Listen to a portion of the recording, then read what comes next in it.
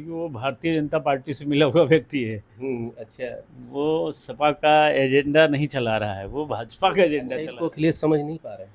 अखिलेश तब समझेंगे जब चुनाव में पीछे चले जाएंगे, तब समझेंगे, देर हो जाएगी। अभी चाहें तो इसको बाहर का रास्ता दिखाने वाला नीला कबूतर है, वो किसका आदमी है? हम्म, वो भी तो इन्हीं का आदमी है। वो भारतीय जनता पार्टी को, मोदी का, वो गुजरात लाबी का चेला है। हम्म, वो ओवैसी जिसको जेट श्रेणी की सुरक्षा मिली है, वो कौन है? हम्म, वो एमआईएम का नेता नहीं है, हम्म, वो मोदी जी का चेला है, चमचा। अब वो जो है वही तो कहा जाएगा। हाँ, जैसे कुत्ते को श्रीमान कुत्ता आप कह सकते हैं, हाँ, लेकिन मूल रूप से तो कुत्ता ही है ना। हाँ, हाँ, अब वो आप उसको स्वान जी कह सकते हैं, डागी साहब कह सकते हैं, डोगेश भाई कह सकते हैं, हाँ, है तो कुत्ता ही। हाँ, तो राजकुमार भाटी भारतीय जनता पार्टी का कुत्ता है, जो समाजवादी पार्टी में नाम का कीड़ा है। हम्म। ये पूरी समाजवादी पार्टी को 4 दिन निपटा पहले उनका देगा। बयान भी आया था हाँ, कि ब्राह्मण जो कहेंगे तो बाल बनाएंगे, ब्राह्मण जो कहेंगे तो हम पैर आगे हम कहीं निकलेंगे, ब्राह्मण जैसा कहेंगे वैसा ही, और उसके 2 दिन बाद ये रायता फैला दिया। नहीं तो ये तो भारतीय जनता पार्टी का आदमी है ना। ये अच्छा। तो उनका आप क्या समझते हैं? सपा में तेज नारायण बोला तो कम से कम। वेश्या से तुलना कर दिया, बताइए। अब वो अपनी माँ को देख करके बोल गया तो क्या करिएगा, उसकी माँ जो है वही तो वो कहेगा। तो मट्ठा मारते हैं ना, मथानी चलाते हैं, जहाँ बैठेंगे मथानी चलाएंगे और भाजपा सरकार की तरह ही कर देंगे, यूं चलेगी। सपा के राष्ट्रीय प्रवक्ता राजकुमार भाटी के द्वारा ब्राह्मणों की तुलना वेश्या से किए जाने पर इस समय पूरे देश में उबाल है। ब्राह्मण तो आक्रोशित है ही, खा और सपा पार्टी में भी कुछ जो स्वाभिमानी टाइप के नेता हैं वो भी अपना मुखर विरोध कर रहे हैं।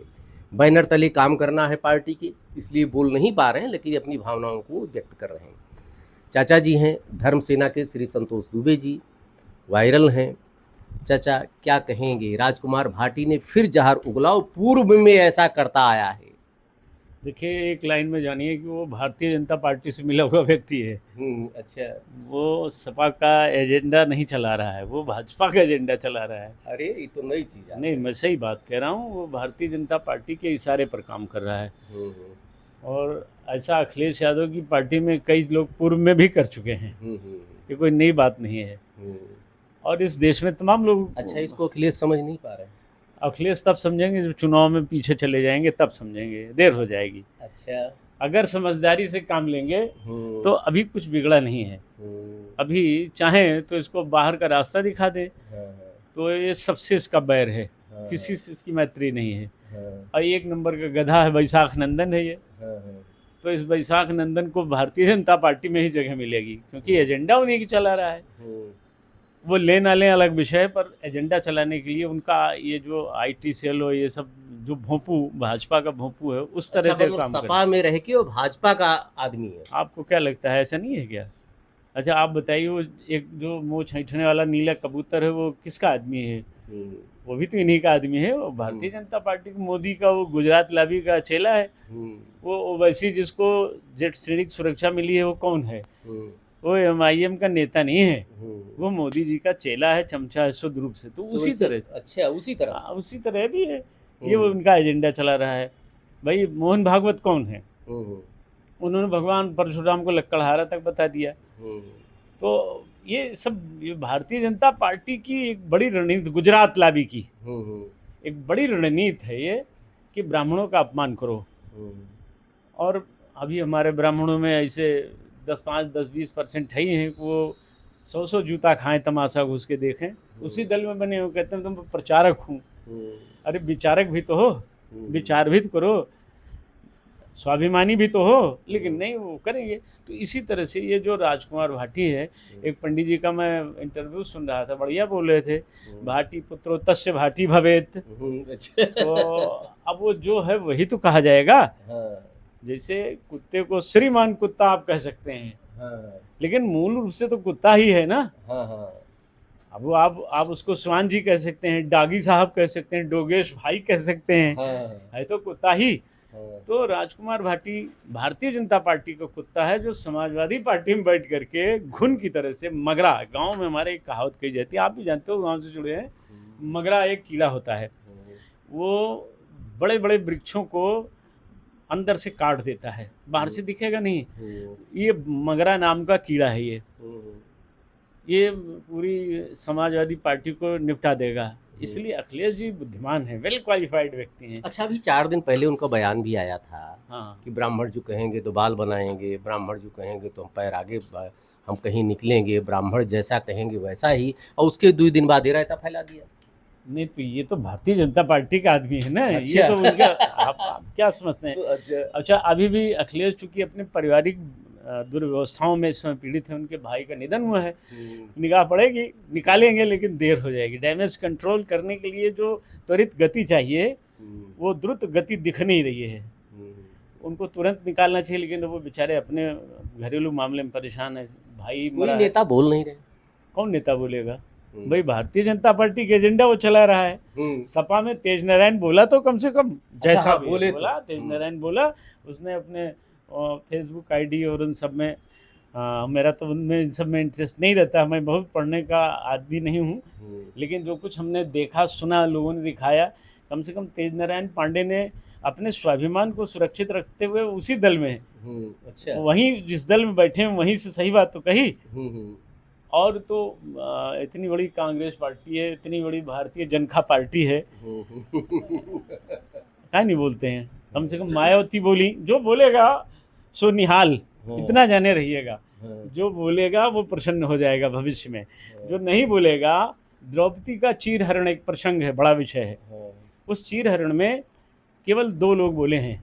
पवन पाड़े कह रहे हैं कि भाई मैंने विरोध किया, हाँ सही कहा उसने। और मेरी इतनी औकात नहीं, इतना बड़ा नेता नहीं हूँ मैं कि कोई कार्रवाई करा सकूं, मैं खाली निवेदन कर सकूं। देखो, वो पवन पांडे पूर्व में मिनिस्टर रहा और विधायक रहा है, कि उसने अपनी बात को सही ढंग से कहा।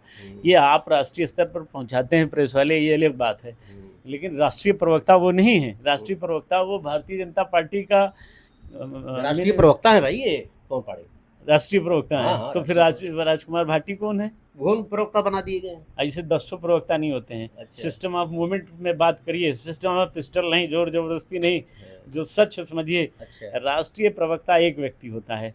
खैर, समाजवादी पार्टी में अनेक हो सकते हैं। हाँ, वो आए, अपना इधर उधर विचार बनाए और वो भी हो गए। तो नाश करने के लिए ऐसे लोग आते जाते हैं। जैसे भारतीय जनता पार्टी में सुधांशु त्रिवेदी और वो एक संबित पात्रा, ये है ना, इस नाश करने के लिए। वो गाय में अंतर बताएंगे, ये भारतीय गाय, विदेशी गाय, ये माता वाली है गाय, मौसी वाली गाय है।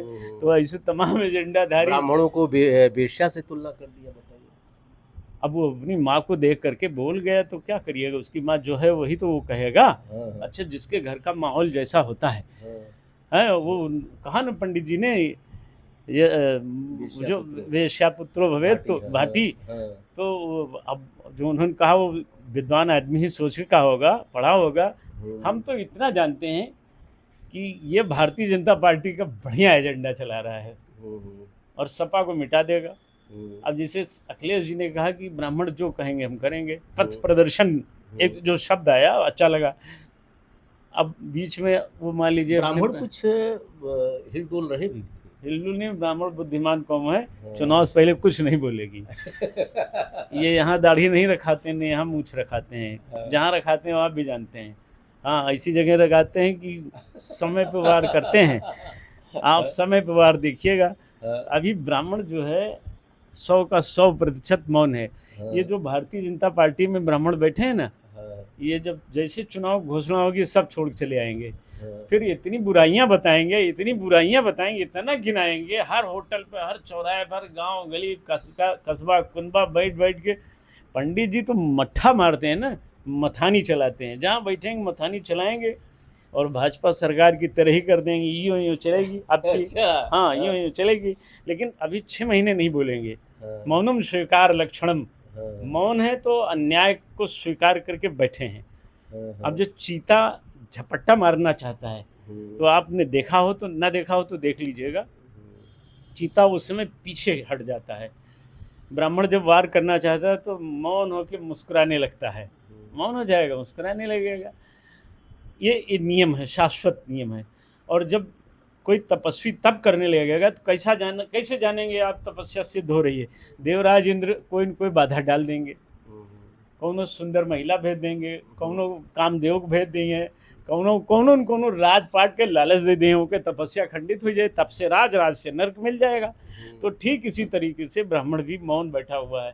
तो जब ब्राह्मण मौन हो जाए, मैं नहीं कह रहा हूँ, चाणक्य ने अपनी नीति में लिखा है, विदुर जी संसार के उस तत्कालीन सर्वश्रेष्ठ विद्वान ने लिखा है, जो कूटनीति के महाज्ञाता थे। उन्होंने लिखा, अगर ब्राह्मण मौन होकर के अन्याय को सह रहा है, इसका मतलब अन्यायी का नाश होने वाला है। और इसके उदाहरण स्वरूप आप देख लीजिए, महापद्मनंद, रावण, कंस, दुर्योधन सब मिट गए, लेकिन राजा बलि के सामने जब ब्राह्मण भिक्षा मांगने जाता है, भगवान स्वयं ब्राह्मण का वेश धारण करके मांगने जाते हैं, तो राजा बलि गंभीर हो जाते हैं, क्योंकि ब्राह्मण जब किसी के द्वार पर रूप बना कर जा रहा है, इसका मतलब सावधान। और बलि ने सब कुछ दे करके बड़ी ख्याति प्राप्त कर ली। लेकिन रावण को ये नहीं लगा, कंस को नहीं लगा, दुर्योधन को नहीं लगा, अघासुर बकासुर को नहीं लगा, और वर्तमान के राजनीतिज्ञों को, जो भस्मासुर हैं, इनको भी नहीं लग रहा है। तो ये अपने नाश के लिए निमंत्रण दे रहे हैं। तो ये हम नहीं कह रहे हैं। महान ज्ञानी वो जो जिनकी गिरधर की कुंडलियाँ कही जाती थी कि ब्राह्मण से जन बैर करो, क्योंकि ब्राह्मण से परमेश्वर हारो। अच्छा, तो इसका मतलब है कि जिन जिन लोगों ने बैर किया उनका हाल देख लीजिए। अब देख लीजिए ना उनका हाल।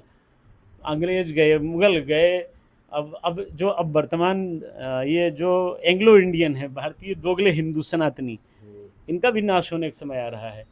क्योंकि आप जब किसी को गाली देंगे और वो मौन होकर के सुन रहा है, इसका मतलब वो तैयारी कर रहा है, रणनीति बना रहा है।